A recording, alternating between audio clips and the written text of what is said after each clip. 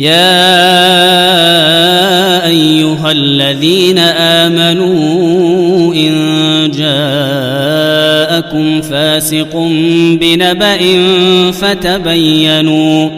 فتبينوا أن تصيبوا قوما بجهالة فتصبحوا على ما فعلتم نادمين. நம்பிக்கையாளர்களே, ஒரு விஷமி உங்களிடம் ஒரு செய்தியை கொண்டு வந்தால் அதன் உண்மையை அறியும் பொருட்டு அதை தீர்க்க விசாரணை செய்து கொள்ளுங்கள். இல்லையெனில் அவனுடைய சொல்லை நம்பி அறியாமையால் ஒரு கூட்டத்திற்கு நீங்கள் தீங்கிழைத்து விட்டு பின்னர் நீங்கள் செய்தவற்றைப் பற்றி நீங்களே துக்கித்து கவலைப்படும்படியும் நேர்ந்துவிடும். O you who believe, if a sinful person brings you a report, verify its correctness, lest you should harm a people out of ignorance, and then become remorseful on what you did.